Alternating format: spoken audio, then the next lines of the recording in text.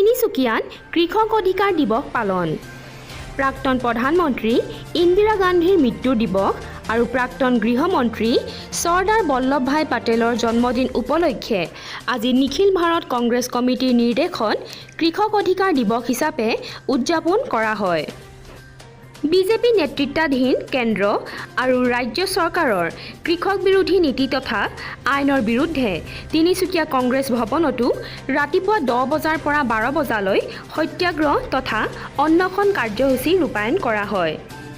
তিনিচুকীয়াৰ পৰা Mrinal Chakraborty, news desk, any today.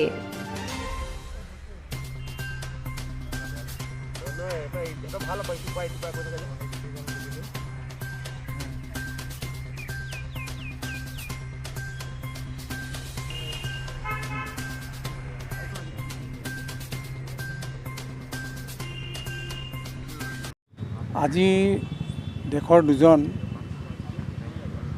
নেতা আমাৰ চৰ্দাৰ বল্লভভাই পেটেল ভাৰতৰত্ন আৰু ভাৰতৰত্ন ইন্দিৰা গান্ধী ডাঙৰীয়ানীৰ মৃত্যু দিৱস আৰু ভাৰতৰত্ন চৰ্দাৰ বল্লভভাই পেটেল ডাঙৰীয়াৰ জন্ম দিৱস।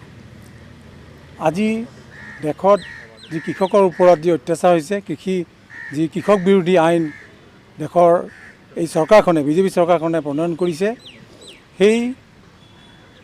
সেই আইন তিনিখনে আমাৰ দেশৰ কৃষকসকলৰ অৱস্থা খুব বেয়া কৰিব আৰু এই কৃষকসকলৰ উন্নয়নৰ কাৰণে ভাৰতৰ স্বাধীনতাৰ পিছত পণ্ডিত জৱাহৰলাল নেহৰুৰ লগ লাগি আমাৰ চৰ্দাৰ বল্লভভাই পেটেল ডাঙৰীয়াই কৃষকৰ কাৰণে তেওঁলোকে আইন প্ৰস্তুত কৰিছিলে, কৃষকৰ স্বাৰ্থক অগ্ৰাধিকাৰ দি। তাৰ পৰৱৰ্তী কালত প্ৰাক্তন প্ৰধানমন্ত্ৰী ইন্দিৰা গান্ধী ডাঙৰীয়াই কৃষি বিপ্লৱ সূচনা কৰিছিলে আৰু কৃষকৰ স্বাৰ্থত তেওঁলোকে যি আজি মান্ডি ব্যৱস্থা বা মিনিমাম ছাপৰ্ট প্ৰাইচ সেই সম্বন্ধে তেওঁ চিন্তা চৰ্চা কৰি কৃষকৰ স্বাৰ্থ সুৰক্ষিত কৰাৰ ব্যৱস্থা কৰিছিলে। কিন্তু আজি বৰ্তমানৰ এই মোদী ডাঙৰীয়াৰ নেতৃত্বত ভাৰতৰ বিজেপি চৰকাৰখনে আৰু অসম চৰকাৰখনে এই দুখন চৰকাৰে আজি কৃষকৰ স্বাৰ্থক তেওঁলোকে জলাঞ্জলি দি কৃষক বিৰোধী তেওঁলোকে তিনিখন আইনক তেওঁলোকে সমৰ্থন দিছে আৰু কৃষক বিল তিনিখনক তেওঁলোকে ৰাইজৰ মাজলৈ আগবঢ়াই নিছে। আমি কংগ্ৰেছ দল তথা বিভিন্ন ৰাজনৈতিক শক্তিয়ে আমাৰ ভাৰতবৰ্ষত এই তিনিখন বিলৰ বিৰোধিতা কৰিছোঁ আৰু সেইকাৰণে আজি এই মহান নেতা দুগৰাকীৰ আমাৰ দিৱসত আমি আজি এই 10টাৰ পৰা 2 ঘণ্টাৰ অনশন কাৰ্যসূচী পালন কৰিছোঁ আৰু আজি দিনটোক আমি কংগ্ৰেছ দলে সমগ্ৰ ভাৰতবৰ্ষত কৃষক অধিকাৰ দিৱস হিচাপে পালন কৰিছোঁ।